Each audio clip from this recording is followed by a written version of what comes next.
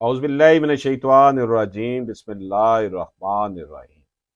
السلام علیکم ناظرین، اشرف آسمی ایڈوکیٹ آپ کی خدمت میں حاضر۔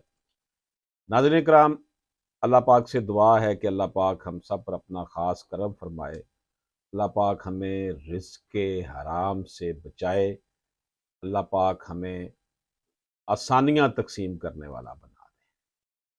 ناظرین کرام، اس دنیا میں ہمارا پڑاؤ بڑے تھوڑے عرصے کے لیے ہے، اس لیے ہم نے اس طرح یہاں زندگی گزارنی ہے، بہت جلد ہم نے اپنے رب کے حضور پیش ہو جانا ہے، اس لیے کہ یہ عارضی دنیا ہے، یہاں پر کسی سوائے میرے رب کے کسی کو دعا حاصل نہیں۔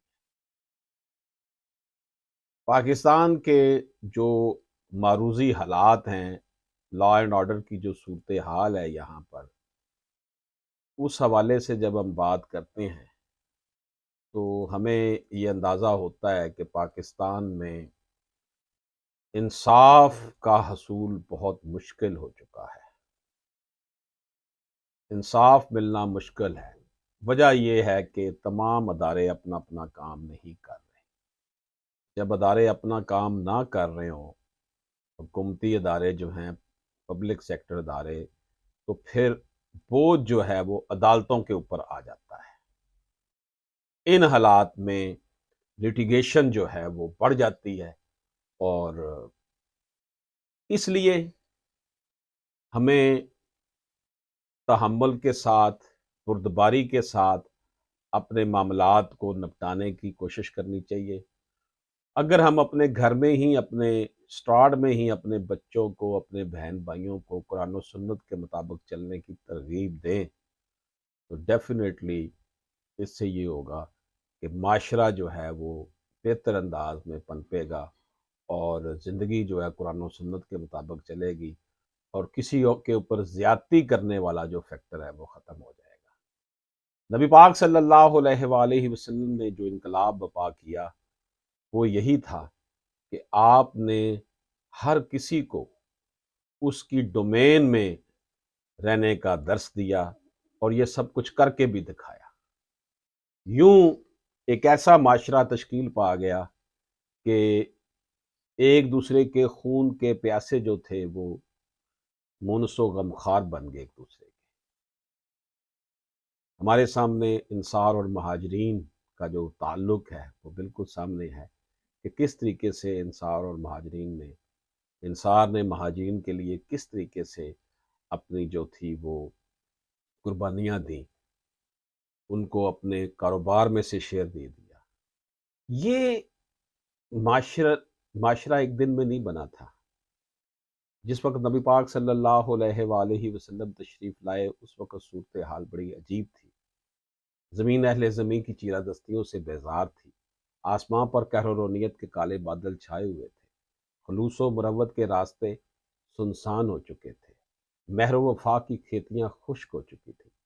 قریب تھا کہ خدا کا وہ پیغام صفحہ ہستی سے مٹ جاتا جسے حضرت آدم علیہ السلام سے لے کر حضرت عیسیٰ علیہ السلام تک ان پیغمبروں نے زندہ رکھا کہ ایک صبح ایران کا آتش کدا ٹھنڈا پڑ گیا۔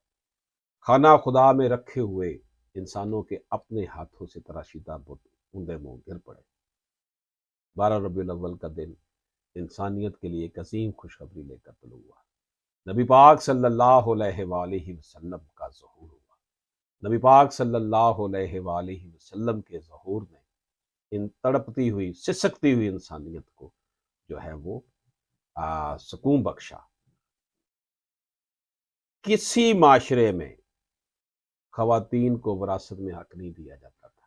یہ میرے نبی پاک صلی اللہ علیہ وآلہ وسلم کا فیضان، اللہ پاک کے حکم سے خواتین کو وراثتی حق نبی پاک صلی اللہ علیہ وآلہ وسلم، عورت کو وہ مقام دیا جو مقام کسی معاشرے میں نہ مل سکا تھا۔ آج پھر اسی جو نبی پاک صلی اللہ علیہ وسلم کے احکامات ہیں ان کے اوپر عمل کرنے کی ضرورت ہے کہ اپنی بچیوں بیٹیوں کے ساتھ جو ہبا کے نام پہ، تملیغ کے نام پہ، بیع کے نام پہ جو ظلم ہو رہا ہے اس کو ختم کیا جائے۔ اس حوالے سے اپیکس کورٹ کے فیصلہ جات بالکل ہمارے سامنے واضح ہیں کہ کسی کو اس کے وراثتی حق سے محروم نہیں کیا جا سکتا، یہ کہہ کر کے جی اس نے یہ دستبرداری کر دی یا بیع کر دی ہے۔ اس لیے پاکستانی سرزمین میں اس وقت اس چیز کی سخت ضرورت ہے کہ خواتین اپنے حقوق کے لیے اٹھ کھڑی ہوں۔ نظام کمزور ہے، سسٹم کمزور ہے، فیصلے دیر سے ہوتے ہیں، کئی کئی سال لگ جاتے ہیں، لیکن پھر کب تک ایسا ہو رہے گا؟ اگر وہ خاموشی سے بیٹھی رہیں گی تو پھر یہی صورتحال بنتی رہے گی۔